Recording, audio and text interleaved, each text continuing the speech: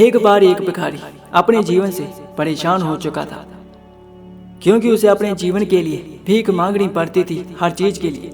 इसी बात को लेकर वह दुखी रहता और दिन भर यही सोचता कि उनके जीवन में बदलाव कैसे आएगा। चाहे सोचकर वह निराश हो जाता। वह हर दिन देखता कि बहुत सारे लोग निराश होकर आंखों में आंसू लिए और परेशान हुए गौतम बुद्ध की तरफ जाते हैं, और वापस लौटते समय वे लोग बहुत खुश होते थे। वह भिखारी यह नहीं समझ पा रहा था कि गौतम बुद्ध उनके साथ ऐसा क्या करते थे कि वे लोग बेहद खुश हो जाते थे। वापस लौटते समय लोगों के हाथों में ना तो ढेर सारे पैसे होते और ना ही सोना चांदी।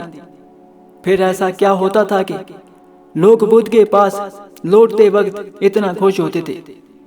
यह सब सोचकर वह भिखारी भी निर्णय कर लेता है कि वह महात्मा बुद्ध के पास जाएगा और देखेगा कि ऐसा वहां क्या हो रहा है कि दुखी लोग उनके पास जाकर खुश हो जाते हैं। वह बुद्ध से मिलने के लिए उसके पास चल पड़ा।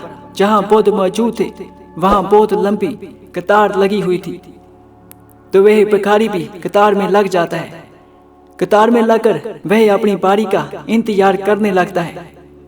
देखते ही देखते भिखारी की बारी आ जाती है और उसने बुद्ध से कहा, बुद्ध, मैं बहुत गरीब हूँ, मेरे पास कुछ भी नहीं है।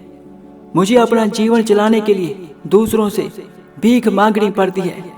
अब आप ही बताइए कि मैं अपने जीवन को कैसे बेहतर बना सकूं।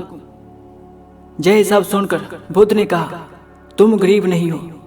तुम्हें ऐसा लगता है कि क्योंकि आज तक तुमने किसी के लिए कुछ भी नहीं किया, ना तो तुमने किसी को दान दिया, ना ही तुमने दूसरों के लिए कुछ किया।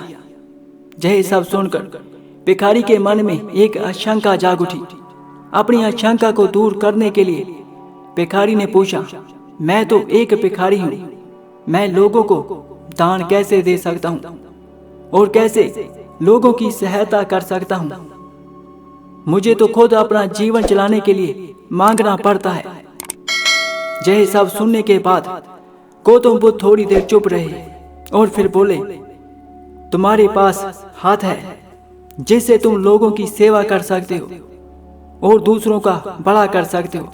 इसके अलावा तुम्हारे पास मुंह है जिससे तुम अच्छी अच्छी बातें कर सकते हो और दूसरों का हौसला बढ़ा सकते हो। यह सब करके भी तुम लोगों की सहायता कर सकते हो। जरूरी नहीं कि दान सिर्फ पैसों का किया जाए। हम चाहे तो शिक्षा का दान कर सकते हैं, हम चाहे तो अन्न का दान भी कर सकते हैं। ऊपर वाले ने अगर किसी को अच्छा शरीर दिया है तो वह गरीब नहीं है, वह बस दिमाग से गरीब है। उसे इस विचार से हटकर दूसरों की सेवा में लगाना चाहिए। बुद्ध की यह सब बातें सुन लेने के बाद वह भिखारी बहुत ही ज्यादा खुश हो गया और उसका मन अब संतुष्ट था। तो इस कहानी का सार दोस्तों यही था कि हम सब भी इस बात की चिंता में समय बर्बाद करते हैं कि हम गरीब हैं, लेकिन ये सत्य नहीं है।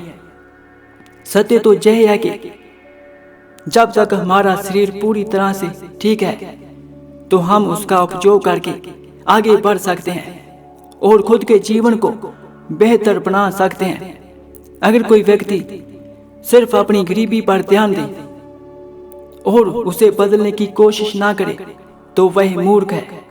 इसके अलावा हमें इस कहानी से यह भी सीख मिलती है कि दान सिर्फ धन का नहीं, शिक्षा, भोजन, अच्छे विचार आदि का भी दान किया जाना जरूरी है। अगर आपके पास धन नहीं है तो आप शिक्षा का दान कर सकते हैं, या तो आप अच्छे विचारों का दान कर सकते हैं। इससे समाज बेहतर होता है।